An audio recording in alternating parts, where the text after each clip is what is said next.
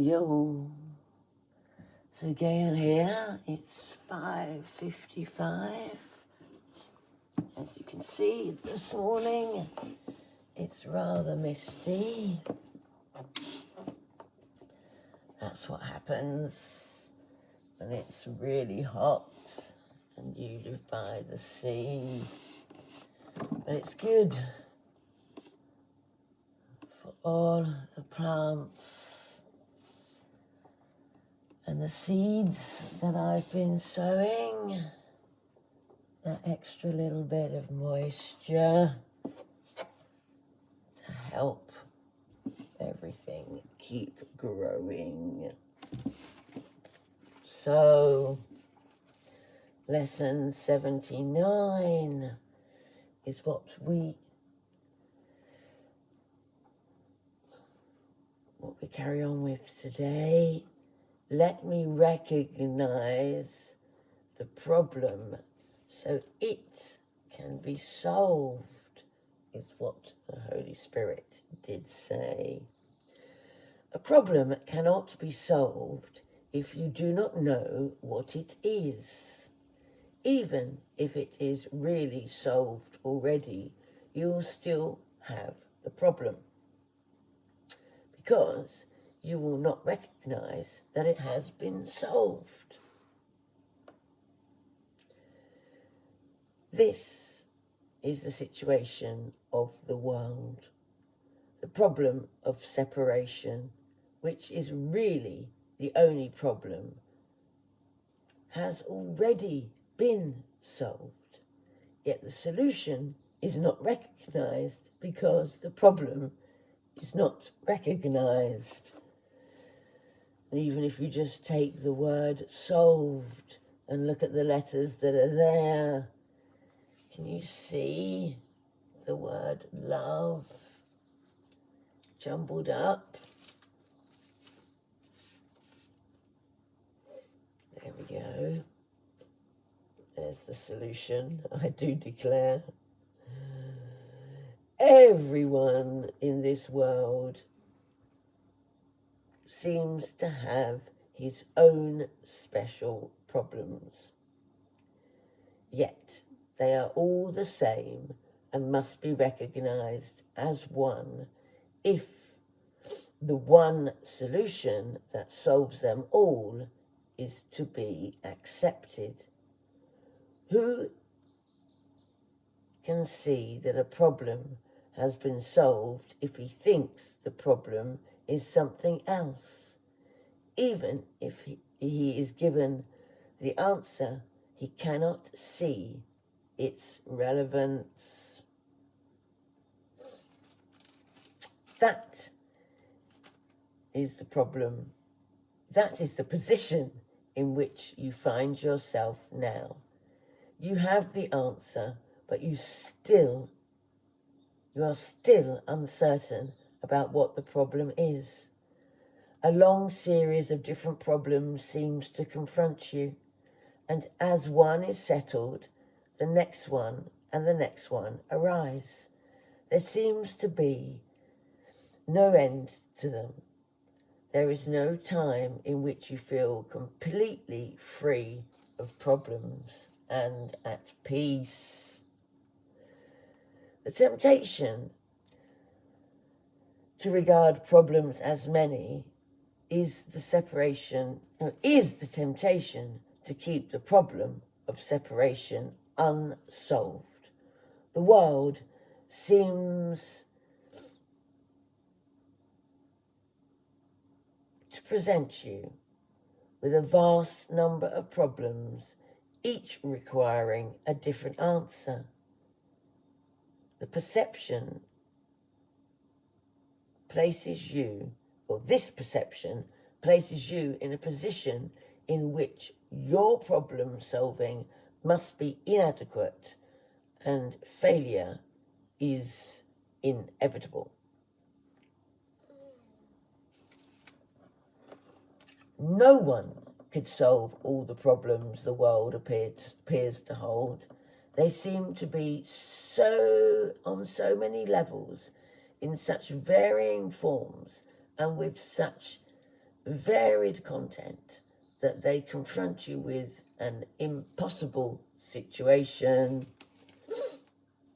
Dismay and depression are inevitable as you regard them.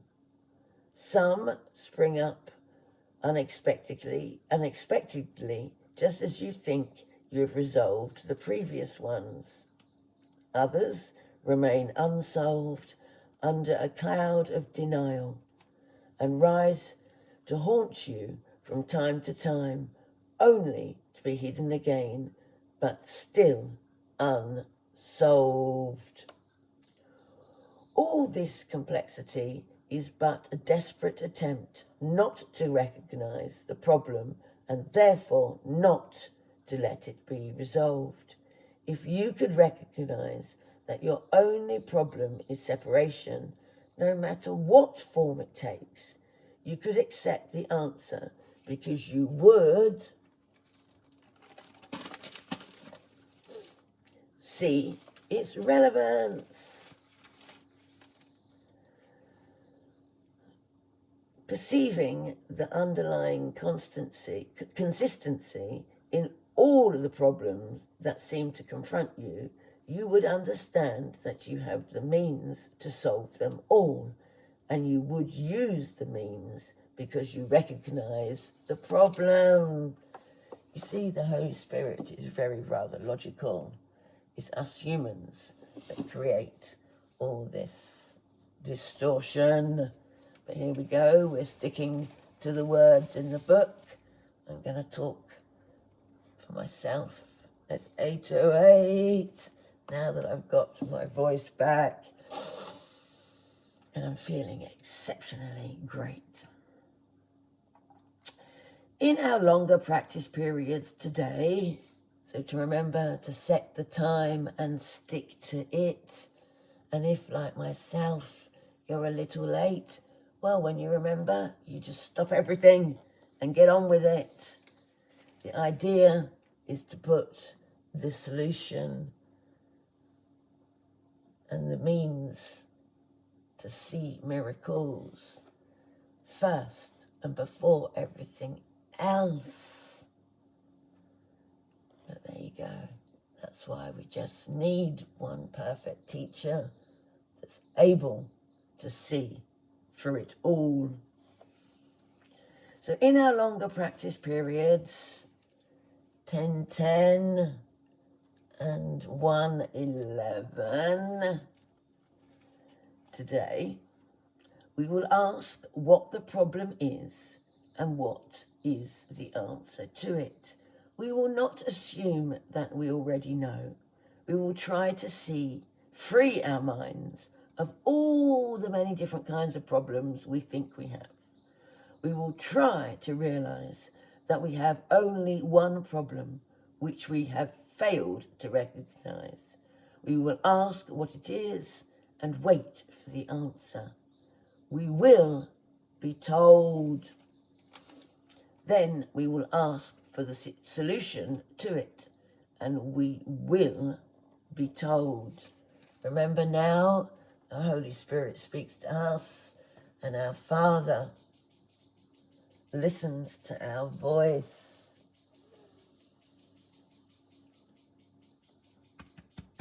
And no one can stop me from speaking, however much they try to bind my throat with barbed wire.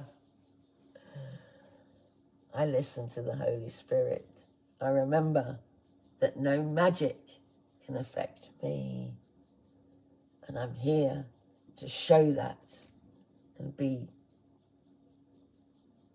very clear that what was born to be free is free.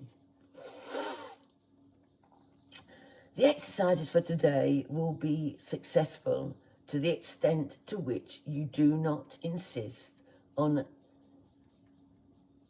defining the problem. Perhaps you will not succeed in letting all of your preconceived notions go, but that is not necessary. All that is necessary is to entertain some doubt about the reality of your version of what your problems are. You are trying to recognize that you have been given the answer by recognizing the problem, so that the problem and the answer can be brought together and you can be at peace. The shorter practice periods for today will not be set by time, but by need. You will see many different problems today, each one calling for an answer. Our efforts will be directed towards recognizing that there is only one problem and one answer. In this recognition are all problems resolved. And there again, if you look at those words, the word love is hidden there.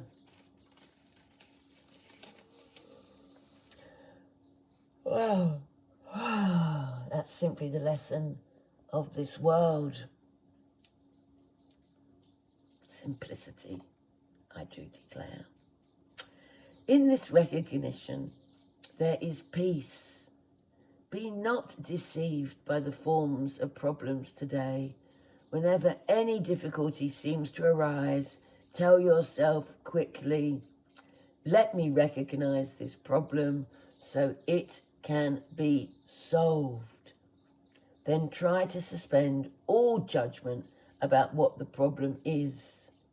If possible, close your eyes for a moment and ask what it is.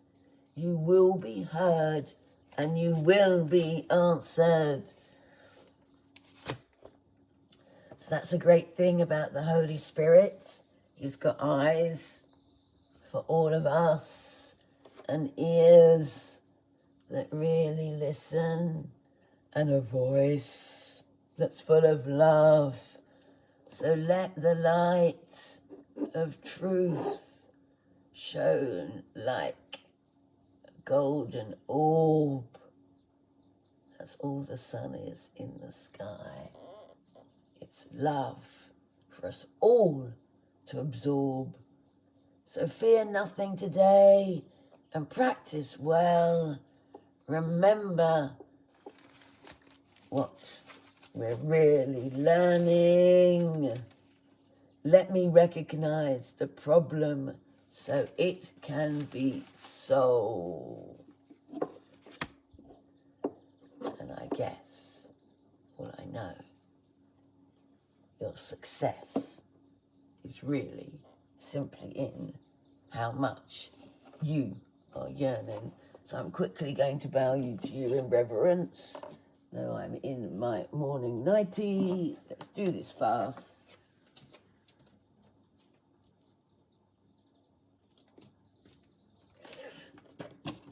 Jump back in the window. And remember to practice. Have fun.